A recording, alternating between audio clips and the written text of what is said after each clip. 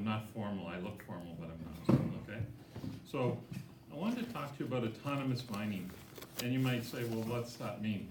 Well, last year I came to the McMaster event and I went to the Mississauga event and I saw what you guys are doing. Well, during the work week, I was doing the same thing, only on a different scale.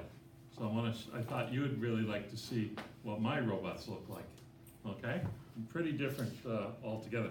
But let's start, because I started doing robotics, I guess, 12 years ago. So let me show you my first project. See if I can make it go. It's 30 seconds. Oops, can't make it go that way.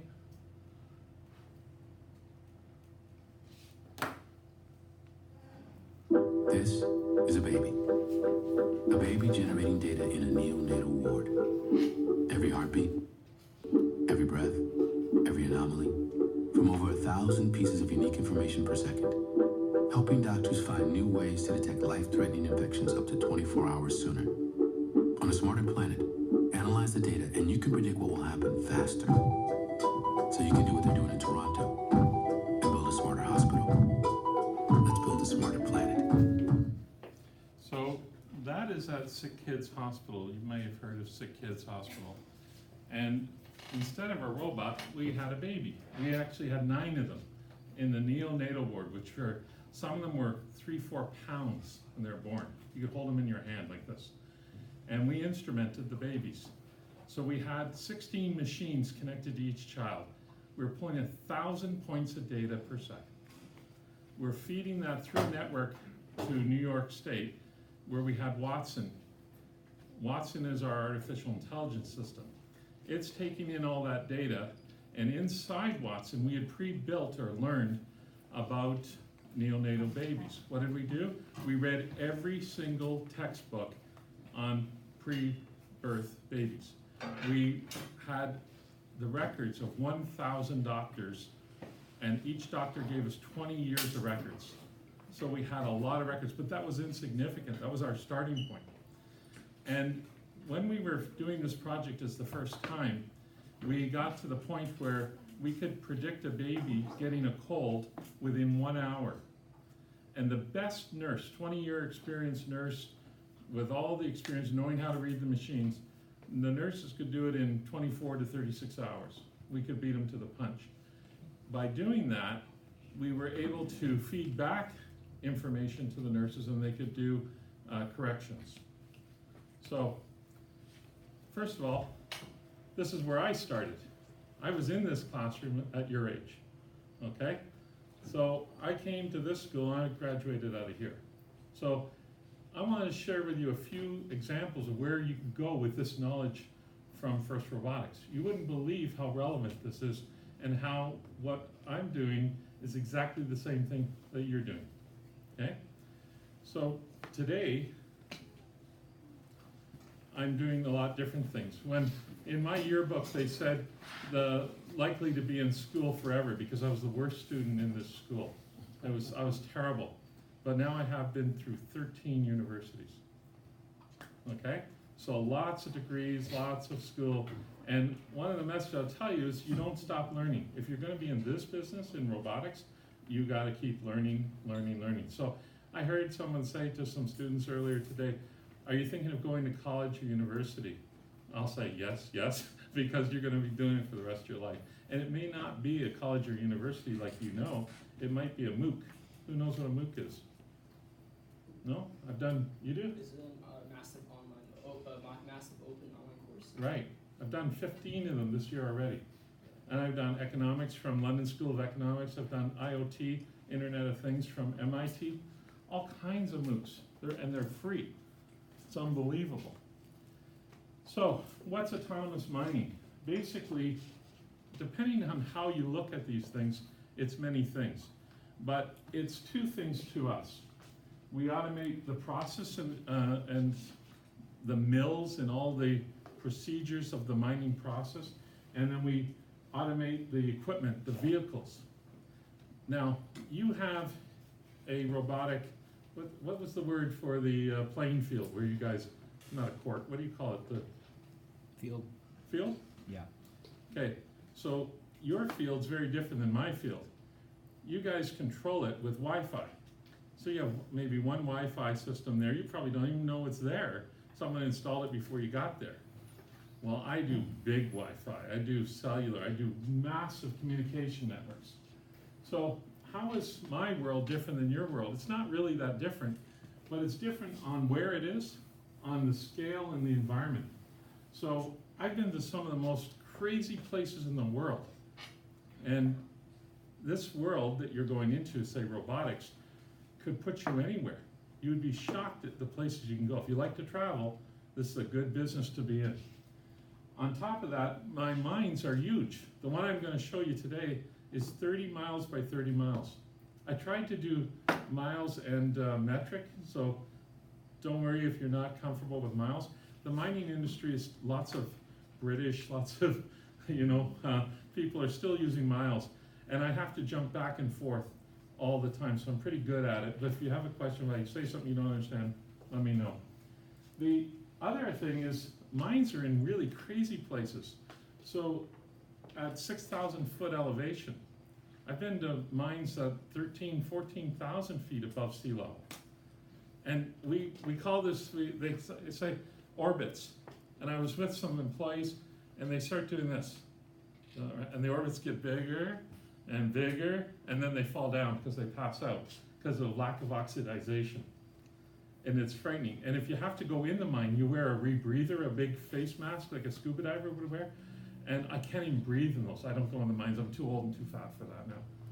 But in this mine is 6,000 feet. That's no problem. It's like being in an airplane. And then it's a semi-desert. People don't know we have deserts in Canada, but we do. So I'm going to Calgary this week, and it's gonna be a foot of snow there tomorrow. Yay. You guys are gonna have nice weather here, even though it's raining, it's still warm. But where I'm going, just in Kamloops, it's not far from Calgary, but it's gonna be 8 or 9 degrees up in the mountains. There's no snow. It's desert up there. So, but what we get is bears. I don't like bears. We get deer, we get snakes. I hate snakes. And we get elk out on the road when you're driving at night going home. All of a sudden there's an elk in the hill. Mountain lions I've seen, they're big, they're unbelievable. And that's just this one site. But there's no internet, zero. They were talking at lunch today in the talk about digital overload and all that. You work there for a week and you can leave your phone in the hotel, it's useless. Nothing. And you don't know what to do. So I call it digital cleansing. We're going to go for digital cleansing. It's really weird.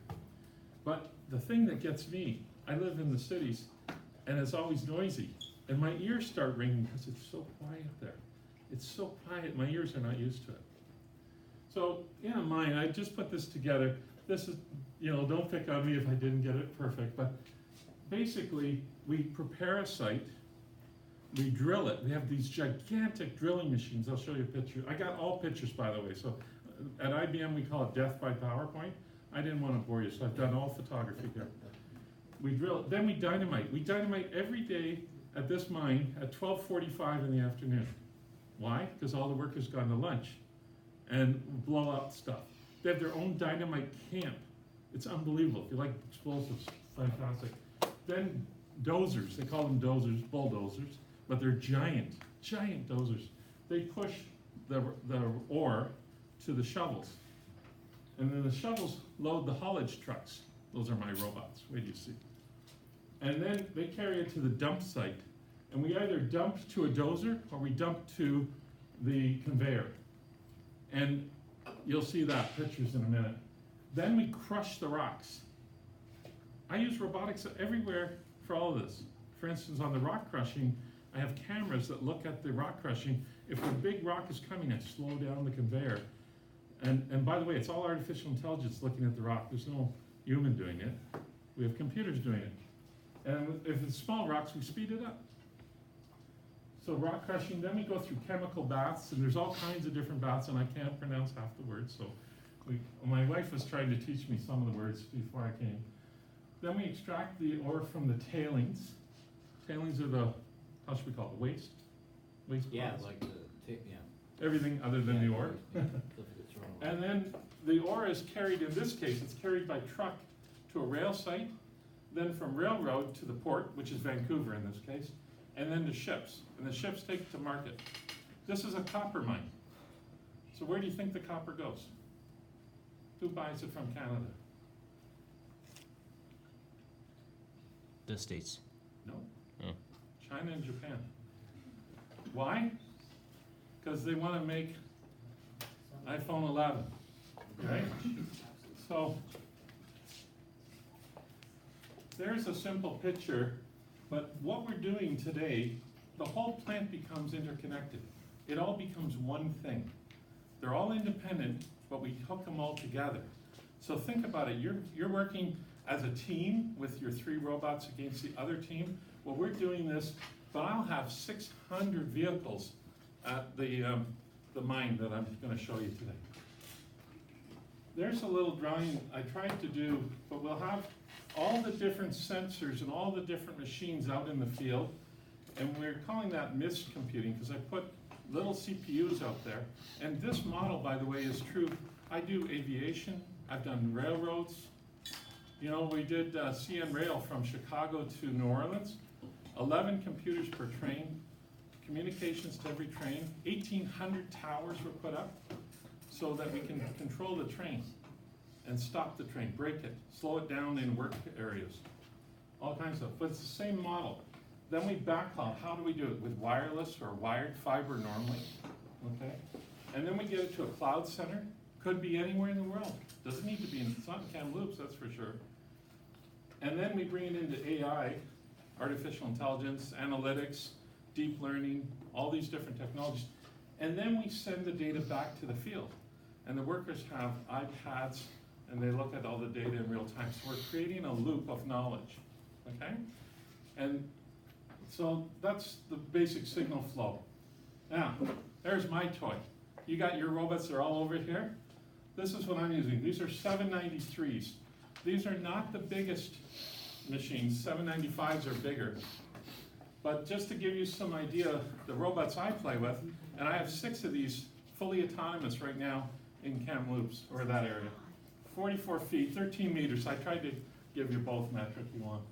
But to give you an idea, and I come up to about here, to the hub of the wheel, okay? I met some of the guys, these are $3 million a piece, US dollars. Each tire is $3,100 US, okay? So think about your robots compared to my robots. And last fall, when I was coming to your tournaments, the regionals and the local, you know, during the week I'm doing this, and the weekends I'm watching the grade school kids with the Lego doing autonomous, and I was like, oh my God, this is fantastic. So I was really blown away with that. So safety's a big issue. These are 2 of my colleagues, and they've never been to a mine before. This is the first time, so you have to do the mine pictures, right? But we wear hard hats and vests and boots and different clothing depending on the weather, okay? But all this is changing now for us. I'll show you some more. But safety is key. Why? Because those trucks run over stuff. And when you go to this mine site, they have, when you drive in through the first gate, they have a truck, a pickup, a Ford F-150 that's about this tall, sitting on a rock garden. So when you drive in, that's the first thing you see. And it's to remind everybody that this is a dangerous place. You know what else is interesting? They drive on the British side of the road, right? They drive opposite. Now they're driving vehicles like we have, but they drive on the other side. We drive on the right-hand side, they're driving on the left-hand side. So the same workers that go to home every night drive on the right side on the way home, but in the mine we drive left-hand side. Why do you think we do that? Because the truck's lane is on the one side. What we do, if you crash head-on, the driver's gonna be now on the opposite side, you might not get killed. That's the only logic. But we're now getting into some new suits. We're testing. I have a lab. I have 3 PhDs working for me in Haifa, Israel. And these people are building these suits for me. And we're putting cameras in the helmets. We're using what, you remember Google Glass? I don't know if you remember that, but we're using instrumentation where you can see on your glasses what's coming, alarms flashing in your glass reflection. You can see all kinds of parameters we're pulling out of the suit now. So we can tell if there's things, we've been playing around with this for 2 years here in Canada. And we're trying to learn to stop accidents, falls, you know, all kinds of stuff. So here's the mine that I'm gonna show you today. It's called Highland Valley Copper, or HVC, okay? And this is a big mine. It's been going since 1886, okay? It's been a long time coming. And there are 3 big mine pits there. This is the surface mining, we call it. There's surface mining and underground mining. This one's surface. I'll show you underground in a bit because it terrifies my wife every time I go down. But we'll just look at one pit. So there's the pit, okay? And this is terracing, like you'd see where they grow wine and stuff in Italy on terrace on the side of cliffs. So that we do the same thing. These are 15-meter wide shelves, the bench, okay? And we drive on them, and this is where the mine is. Kamloops is about an hour's drive away from the mine site, okay? And that's just one pit. There's the second pit. There's a third pit as well. So it's a big, big hole in the ground. So how big is the hole? 800 meters deep, okay? Huge. It's 3.2 kilometers across, this one pit. Now, you have your field. I have a hole in the ground.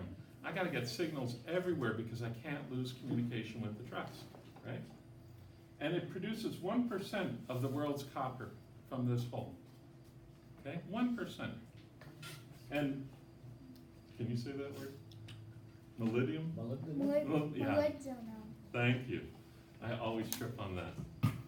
But it's a big, big facility, and they're reclaiming it and vegetating it to restore it back and get rid of all the damage. So, what's this? We're using the F series. We have 2 series of trucks. We're retrofitting some of the old trucks, so we're taking old driver trucks and putting computers on them. But these F series are coming right from the factory, all ready to go. And we have a lot of parameters. But just to give you some idea, the 16 cylinder, look at the size of the engine if you know how big an engine is in your car. This thing is huge. And the amount of fuel, a normal one has almost 3,000 liters, but you can get an option and you can get up to almost 5,000 liters of diesel. Okay, a lot of fuel. And the coolant, 1,000 liters of coolant. Imagine putting 1,000 liters of oil in your car to do your oil change. It's like, think about this, that's a lot of money. $3 million each, 3,200, sorry for the tires. But what you need to see is that these things are about 122,000 kilos empty. And then when we put the ore in it, it's 860,000 kilos. And depending on the options, it can go up a bit, down a bit. This is an average. So they're pretty big robots compared to what you guys are doing, right? I watch you guys 2 at a time pick yours up and put it on the field. These can't even go on the road. We have to take them apart to transport them. Now, what technology are we using? How smart are we making them? We're putting lasers on them all around. We're looking 360 degrees, but we're looking up and down too. In a mine, you got walls and stuff. We're putting LiDAR. Do you guys know what LiDAR is? You ever heard of that? No? It's an acronym for light and distance ranging. It's a new technology. I use it a lot. We use drones at the mines as well, and the drones have LiDAR. And the mines are like an amoeba. They change every week. A road could be there 1 week, the next week it's not there again. Your field, you know where everything is, right? Mines, it's changing all the time. So we have to know where it is, we have to see it. We use video cameras, high-res 4K cameras. We're using infrared and thermal, we call it FLIR, forward-looking infrared. Radar and sonar. We use a lot of sonar. You'd be surprised. And differential GPS. We don't use the GPS that your phone gets in the air. We make our own GPS. Because we're down to maybe 30 centimeter resolution normal. We know where the vehicle is within a foot, okay, within 30 centimeters, okay? And they're all clocked. You have 600 vehicles there. Right now, I don't have 600, we're working to that. But as we build up, every vehicle has to be on the same. It's like a drum beat. They're all clocked exactly the same. So they know they're all working as one team, okay? But they could be miles apart, 30 miles apart. They're still clocked the same, okay? And all kinds of, we create what I'll call a bubble around the vehicle. So if someone's walking, but I have to detect other dumps. I have to detect work trucks, like repair trucks, a pickup, a Ford F-250. I have to detect a person walking. I've got to detect so many different things that it's really hard to determine. On top of that, we pull telemetry out of the vehicle. I know the RPM, I know the air pressure in the tires, I know if the engine's throwing metal, like if the pistons are grinding. I have sensors in there that are little magnets that are picking up the metal, and we can detect that. So we know one of the cylinders, 16 cylinders, one of them's bad, we better stop it before it seizes, right?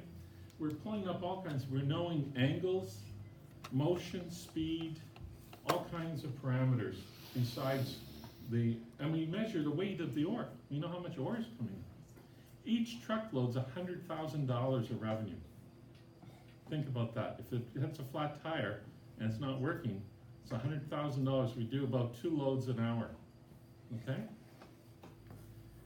But it's not just dumps. We're working on dumps today. We call them dumps, dump trucks, right? But it's not just dumps. We have all kinds. This is what the drills look like. And I stand about that high beside the drill. It's a gigantic thing. And they drill holes to put the dynamite down to blow up. Right? And again, I mentioned the situational awareness. This is a key statement, and it's true for you guys too. Better situational awareness drives better and faster decision making. Okay? The more I know what's going on, the better I can make decisions to affect. So I have to think of the dump in a 3-dimensional bubble to see how it works, where it works. I don't want it to drive down a road knowing it's fine ahead, but it's dragging along the side of a wall or hitting something beside it, right? We have control rooms, and our control rooms are very, very cool. So we're hiring like crazy video gamers, people who program video games. Remember, our mind is changing every week. We got to reprogram the roads. It's vector-based math. It's the same skills that kids are coming out of school on video games are coming to us now, and we're hiring video gamers to help us program the baseline. I'll show you a better picture of that in a minute. So we have operators that oversee the whole mine. They sit in the control room. They can't see the dump trucks are in. They can't even see the mine. They're miles away from the mine, but they can see it all on telemetry screens. Deep learning, AI, orchestration. There's a big word you guys are probably not used to yet, but we orchestrate things, software, all kinds of different things. If we get a truck that breaks down, say it gets a flat tire. They get flat tires all the time. We go through a couple sets of tires a year. It'll slow down, and the alarm systems will say, hey, one of the tires is flat. It'll stop the truck. If one truck stops for 10 milliseconds, all the trucks have to go to half speed. If it stops for 20 milliseconds, everybody stops. Because if one stopped, we don't know where it is now, we'll lose it, we could run into it, right? So the whole thing works like the Borg. It's all orchestrated as one unit. Everybody's independent, but everybody's talking to each other, okay? There's control. I love these curved screens. You ever seen anything like that before? That's very cool. And these are big displays. These are the 6 trucks I'm playing with. You can see each truck. There's what the route, the map that the video gamer created for us, and he modifies that every week. He's constantly working, programming, changing the routing for us, because the roads are changing. One day there's a road there, next day it's a hole. So it's lots of telemetry, lots of data, one person watching all 6 of them go at the same time. A little better view of the screen. What are they doing? Are they going uphill, downhill? How fast are they going? Are they working well? And then here's one of the trucks. You can see the guys beside it. I was in a truck because it was really cold. So I took this picture through the truck window, so I apologize for the photography, but I think it's okay. And these are our GPS. In the beginning, when the shovel kept loading the truck, it would hit the GPSs and take them out. It was destroying us. So you have to learn a lot. So we moved them up front, and now this is where they all are on all the trucks. When we were early in this, so we had a lot of learning. Here's the LiDAR, and the LiDAR spins around. It's a spinning thing. It's like you see this light, like a strobe light, but it's looking at everything, it's scanning all the time. Light and distance ranging. It can tell distance within 1 centimeter, how far something is. So it can detect, if you're walking in front of it, it'll detect that. Down here we have all the forward-looking sensors, laser, radar, cameras, FLIR, all down there. We have to keep cleaning these every week. Yeah. How fast do they go? The official speed or the real speed? The company, Caterpillar, CAT, Yeah. they say 38 miles an hour. Okay, American, so they talk miles, right? 50 kilometers an hour. But we've had them up to 43 miles an hour. So that's pretty fast. When it's 800,000 pounds, it's pretty fast because it doesn't stop, right? It's huge. It's like a freight train coming at you. And we have these lights. They're really hard to see. I took the picture, but you can't see them. They were actually on when I took the picture. But here's green is manual mode. So when I was there, and I took another photo to show you there's 3 lights there, okay? So when you have to know what the lights are so you can know if it's in autonomous ready or autonomous mode. Autonomous mode, it's thinking on its own. There's no one paying attention to it. Autonomous ready, the operator may have control of it. So he might see you and not run you over, right? Safety's a big issue, but this thing's big.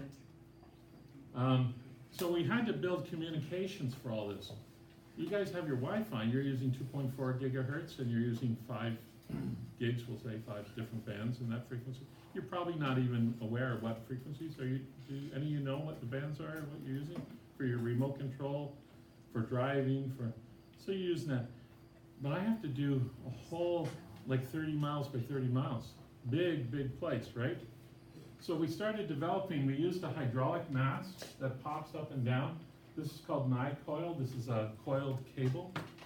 And all our cables are inside it. Up on the head we put video cameras so the operators can see out in the pit. They can see what's going on. They have cameras up there. We have different radios up there. And then we built them into trailers. We have a whole bunch of these trailers, solar panels, because electricity, where do you get electricity from? You're in the mountains and, in a semi-desert, and it's snowing and it's like -20. Where do you get electricity? So we try and make as much electricity. So we have batteries on board, okay? So the solar panels charge the batteries run we call them cows, a cell on wheel, cow, okay? And we have a whole bunch of these and we position them. And they have to be on trailers because the mind's an amoeba, it keeps changing. So we have to keep moving the cows around. There's one that was up and running, so you can see the mast is extended, and these are the radio antennas at different frequencies, and you might see the camera up there. And again, I took it through the truck because it was too cold to go outside. But, now, this is the mill. It doesn't mean the trucks, we do everything. Each of these domes were built years ago, and they're about 5 million apiece back then. But I could put this whole school inside the dome, okay? These are big domes. And I don't know if we have anything to relate to it. I don't see any trucks or anything. But that, it might be, I don't think I can see anything. But they're big. So we dump the ore, and then we either dump it straight into the auger or a bulldozer pushes it in, one or the other, depending on what's going on. If the trucks are coming too fast, we'll get a roadblock, they'll get lined up. We don't want that. So they'll just dump to a dump site and let the dozers do it. So we two-step. But this is a giant auger. Then it goes along a conveyor belt. Indoors. Why indoors? Why did we put the domes? We're losing so much copper in the air, we're polluting. So by putting the dome over the mill, we could capture the copper. We stop the polluting, which is good, right? And then we could recover the copper. One of the guys, the engineers told me, every day he was driving home the copper. And I said, what do you mean driving home the copper? He says, every day he could wash his pickup truck, and when he came out at the end of his day, it was covered in copper, and he was taking inventory out on the highway and it was blowing off. Now, this is a centrifugal grinder. It reduces the rocks down to 0.15 of an inch, so maybe 2 centimeters. Okay? And these are huge, giant things. Like maybe, I don't know, what are they, 30 to 40 feet? Have you ever seen these? I've No. seen them. There's 3 or 4 of them. Oh, you can see there's a wide shot there. Again, forgive my photography. I don't bring my good cameras there. It's so dirty, it'll ruin a Nikon. So I take a cheaper camera there. This was probably done with my iPhone. And then the ore comes out like this. And it's all a little granular. It's all crushed down to size, okay? But I have sensors everywhere, measuring this, speeding it up, slowing it down, okay? And then now we're heading to your world, right? So this is our baths, and we mix it with different chemicals, and I can't even pronounce these. This is what we're using. Pine oil and fuel oil are used. Kind of weird, right? But this is how we float it. We separate the ore from the waste, the concentrate, and they thicken it up like as if your mom's making a soup or something, right? They brew it up, and then they separate it, and then from there, they're doing 145,000 tons per day. Now that varies depending on how big the rocks are and how rich the ore is. Different parts of the mine, the ore is, there's more minerals than there are, and less minerals. Like at this mine site, we know there's a rich deposit of copper, but it's 800 feet down. And they don't want it, it's not worth the money to dig down to get to that. It's just not worth it, it's too costly. And they don't need to because they can get it all on the surface right now. And out of there, this is your world now, tailing ponds. Yeah. They have big tailing ponds. This is the biggest mine in Canada. And tailing ponds have a terrible reputation for corrosive stuff. So you may have, I was working with the one in Brazil, where they killed all the birds and flooded the town and people died and everything. This is toxic stuff. But in Canada, we have government making sure that this stuff's reclaimed, and that's a real picture from one of the tailing ponds where they're fishing in there 1 month a year. They open it up for fishing. So that's pretty amazing that they can recover. And again, you gotta remember, this mine's over 100 years old, and for, let's say, the first 80, 90 years, no one cared. They just dumped it. And so they're recovering now. They're cleaning up the mess from 100 years ago, okay? There's an interesting documentary, I don't know if it's still on Netflix or not, but it's called The Whole Story. Yeah, Have you ever seen it? I heard of it. I Yeah, haven't seen it. spelled H-O-L-E. Yeah, I know. And it's interesting, it's a lot about the growing tailing ponds and the oil sands industry and everything. It's a real eye-opener. I thought I'd show you just a couple pictures here of Escondida. This is in Chile. I was commuting to Chile. I'd come home on weekends and flying back and forth, 11 hours each way. And that's just to Santiago. Then I'd have to take a 2-hour flight up to Antofagasta, another city. And then the mine was about 175 kilometers from there, a couple hours, more than a couple hours, because you're driving up to about 11, 12,000 foot elevation. Can't breathe again. But this is in Chile, and it's up in here where we're working. Nothing lives there. Nothing. It doesn't rain there sometimes for over a year, maybe 2 years. They've had not a drop of rain. Not even scorpions live there. But they tested 2 of the Mars rovers there because it was the closest thing they had to Mars. And they shot 2 James Bond movies there. You remember the James Bond movie where Quantum of Solace, where the guy had to drink the oil because he was going to die? So he died anyways. But it's all, it's barren. It's unbelievable. Now this company is Bhp Billiton out of Australia, and this is probably, I think it's the biggest mine in the world. 18,000 workers there. But it's so far from anything, they have their own housing, bunk houses. They have a bunk house, 6,000 bedrooms, okay? Everything we had to provide, internet, everything. And It's 10% of the world's copper from this one mine, okay? It's unbelievable place, but they have their own railroad, they have their own highway, they have their own power, they have their own water. There's no water there. How do you get water? We pipe it up. And guess what we do? We pipe the water up, we use it. Then we mix the copper with the water and we pipe it back down to the shore, so we don't need trucks to transport it or rail cars. The rail trains bring sulfuric acid up. Those trains, and on the highway that they own, you drive along, you're in transport trucks carrying acid. There's like, I don't know, 100 an hour going on that highway, okay? But they own everything. And there's so these are all the pumping stations, data centers. So we built all the clean rooms, the data centers, in containers. And then we shipped them to the site, and we assembled them like Lego. So the whole control rooms, everything's in containers. It can all move. Because one day they may need to mine underneath where we are. So everything moves. 175 kilometers from Antofagasta. And Antofagasta, you probably never heard of it, but it's just like Hamilton. It's about the same size as Hamilton. And there's so much Canadian there. It's unbelievable. Canada's really good at mining, so a lot of Canadians there. There's the two pits from the space. This is Grande, it's the big mine, and Norte, north one, right? And they have the longest conveyor belt in the world there. The longest conveyor, and it can accelerate in sections so we can keep the mill going. And I thought, these are pumping stations. So we pump, everything's solar. They have one guy who does nothing but drive every day to clean the solar panels. All day, every week, all he does is clean the solar panels. And again, everything's fenced, secure. We have fiber all over the place. On the fiber, we have 16 strands on OPGW. So on the power lines, we call it optical ground wire. We put fiber on top of the transmission lines.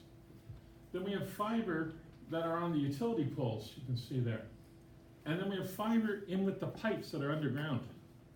We used to have the pipe on the surface, you can see it here, but guys would hit it and run over it and crash into it every month.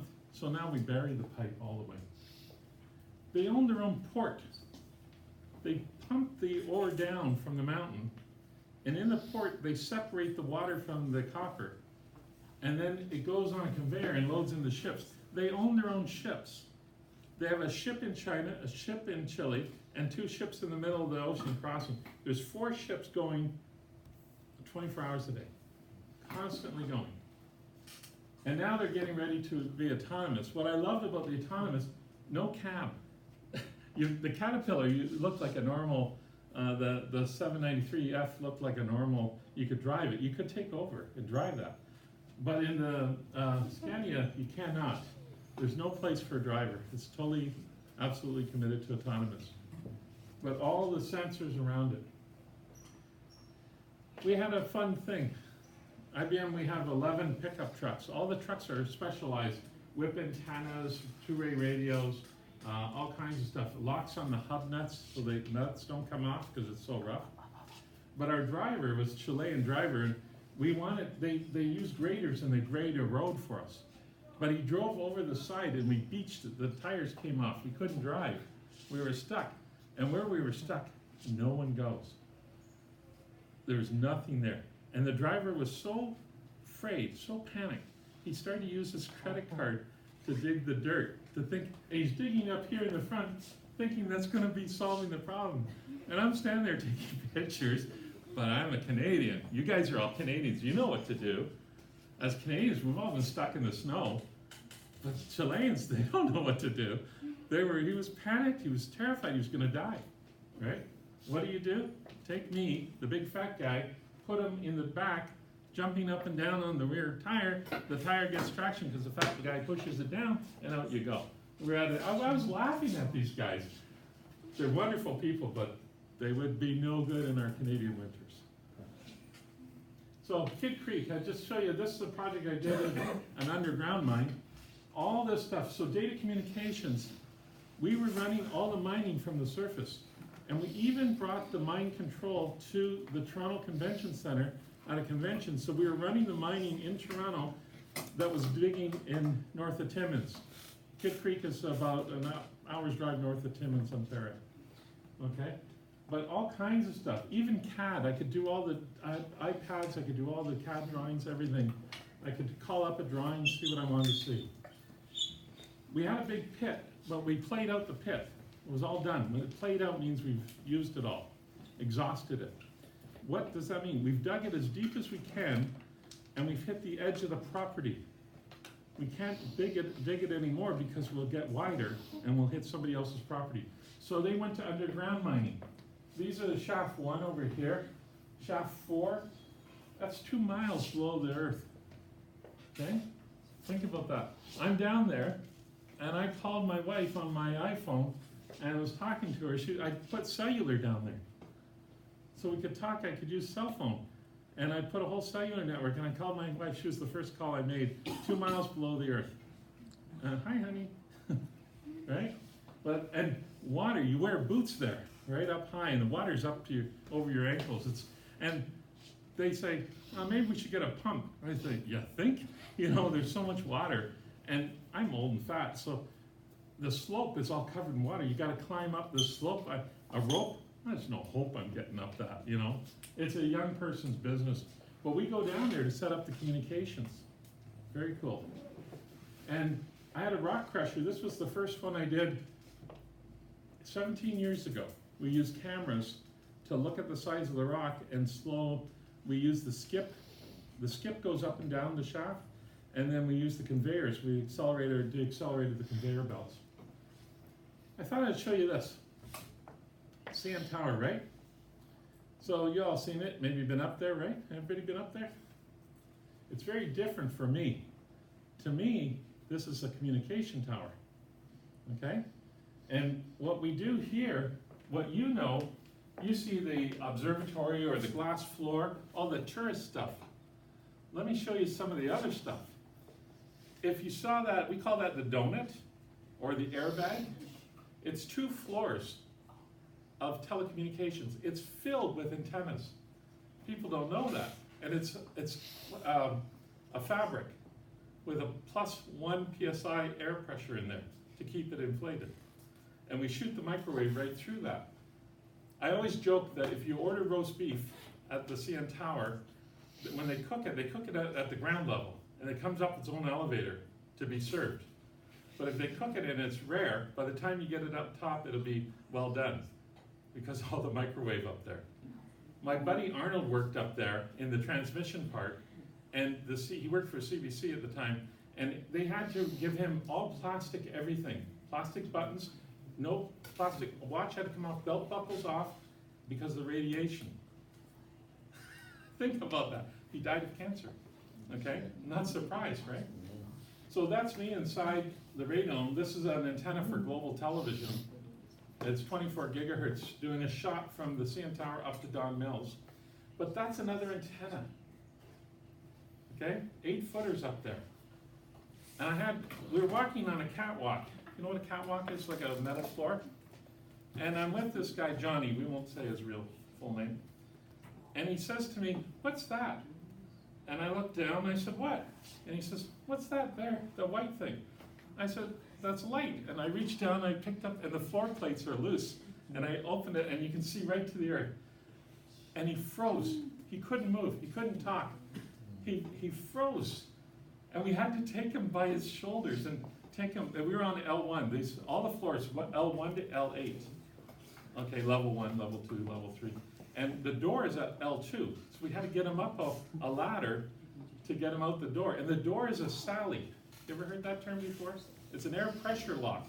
So you open the first door, you go in, you close it, and then you can't open the second door until the first door is closed, because both doors can never be open at the same time, because it's positive air, positive pressure, okay?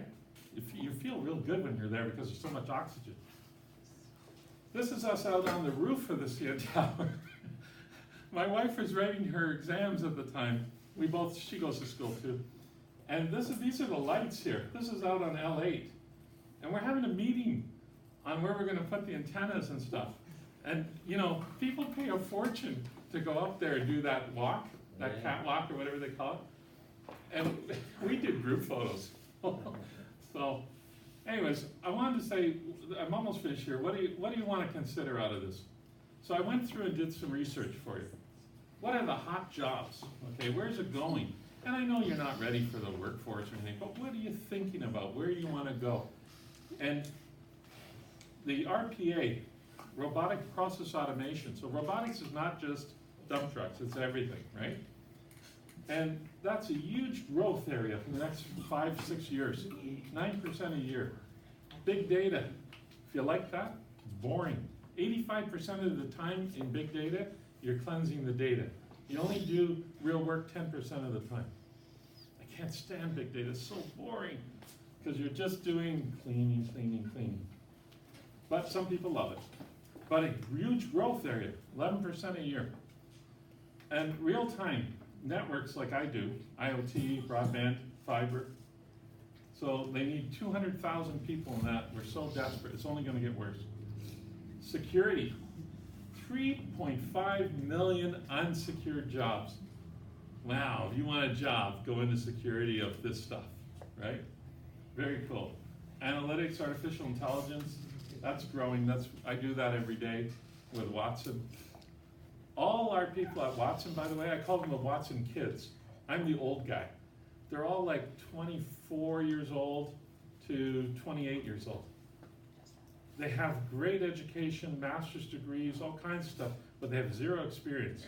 So they put me in there to tell them what I've screwed up, all the mistakes I've done, right? So that's my job.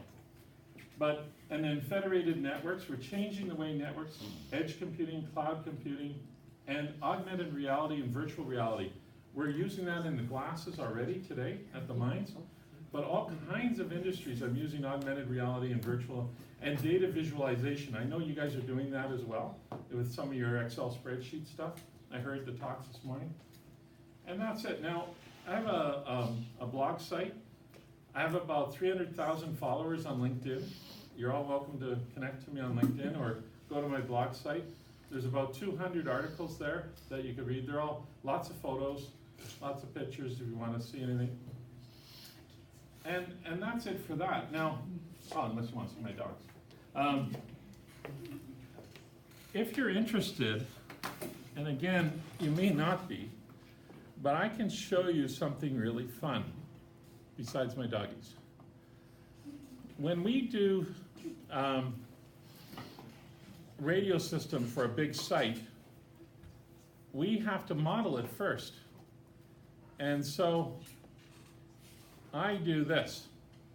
Do you guys know what you're looking at there? Anybody know what that is? Like a top map. It's a topographical map. It's as if you're a half kilometer above it, looking down, and I just pulled it in from Jet Propulsion Laboratories in New Mexico, just while we're talking, okay? Now let me run it again, and it'll make more sense to you because I'll put a human element to it. Oh, I have to fix that because I don't like what it just did. Let's put Google Earth on it. Now do you know what you're looking at? Who knows what that is? Where is that? Here. That's right here. Right here. We're right in this corner right now. Okay, that's a track, right? From above. So I instead of doing a mine that you don't relate to, let's do Orchard Park. Let's say we wanted to do, I'm gonna zoom it out for a bit. Let's put it out to 5 kilometers. Pull in the data. I'm going to show you that. What do you see? What's all the red? This is elevation terrain data. Do you know what the red is? Do you know what this green is? Oh, is it this? It's high. What's high? North is up. We always work in true north, by the way. So north is up. What's south of us that's high? Escarpment, right? You see this green bit? Do you know who's from Stony Creek? Do you know the plateau? Let me put a map on it and show you. When you see the map, so what I'm doing here, I'm building this up in layers, okay? Like think of pancakes, and we're stacking the pancakes. I put the pancakes up in layers here, and I have the data. The computer knows it's there. I give you the map so you can see it. It helps you visualize, right? Now, let's go have some fun. Let me just check my network first. Okay, that's all good. Membership, all good. Okay, and then let's go and run a model. So I've created a rooftop. I put an antenna on this roof right in this room, and I put another one in the football field. You can't see that, but that's what I just clicked on.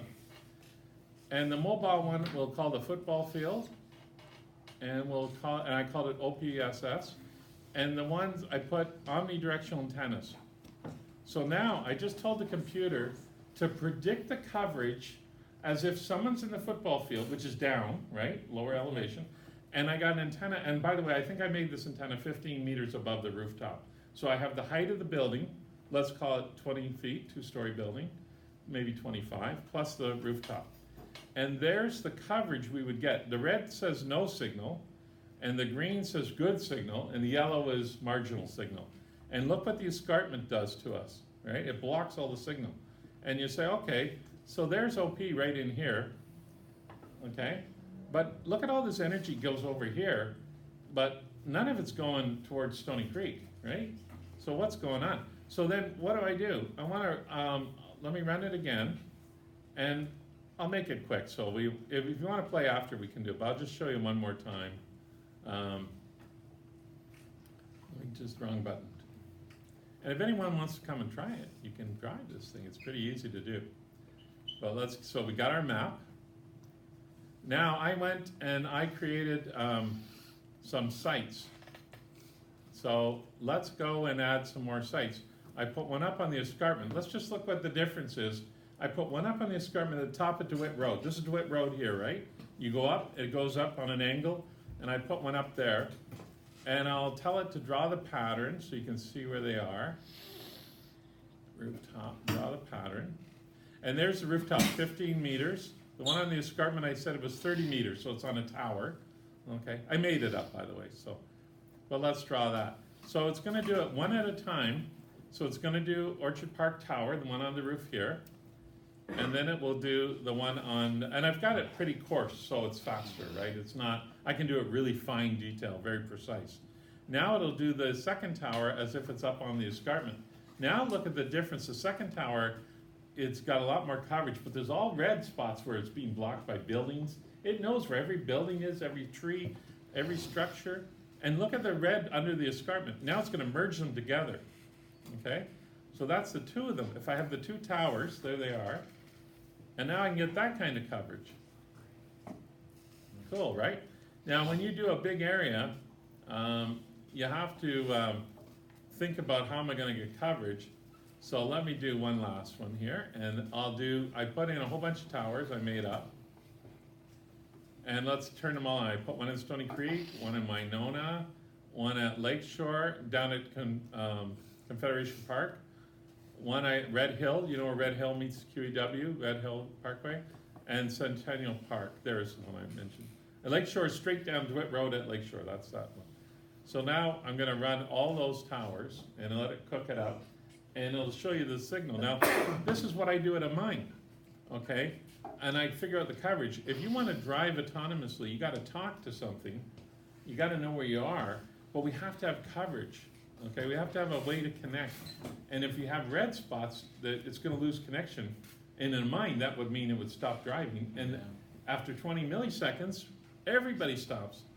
If I stop, I'm gonna have 64 dumps there, $100,000 a dump, $6.4 million every 30 minutes I'm losing. Okay, $12 million an hour. Think this through, it's big, big money, right? And not only that, there's 1,200 workers and 600 subcontractors at that site. There's 1,800 people at that site. So all of those 1,800 people aren't working because we don't have, everything stopped because I didn't have coverage. So it's really critical. And now we're doing Lakeshore, the one down, you can almost predict where it is. I put it right at the traffic circle at Fruitland Road, actually, in the middle of the traffic circle. And then this one it's doing is Red Hill. You can see over by Red Hill Road, highway, whatever, it's brighter. And then at the end, when it finishes, it's gonna combine them all. And I'll show you what the coverage looks like. And it's one more time, Centennial Park, I think almost cooked. But you can see we model everything before we actually build it. I want to get the model right. Then when we build it, so there it is there. Oh, I forgot to turn on all the towers. Won't do that. But you can see I got all this coverage. I got a few little red spots there. But we do that with microcells, small cells, and we backfill it. Okay? And down here, I don't care, that's the lake. I'm not going to drive down there on the water, so it doesn't matter. And over here to the right, you can see there's problems there. But anyways, you get the idea. Does that make sense to you? So we model it in the computer before we actually execute it. Then when we execute it, I do what's called drive testing. I take a truck with sensors and GPS, and I drive all around the mine, and we collect the signal, and then I compare it to the model. Then I tweak the model to optimize it. Now the model's better, because it's not just computer. And now we know it's been tested, and now I can do more and more and more.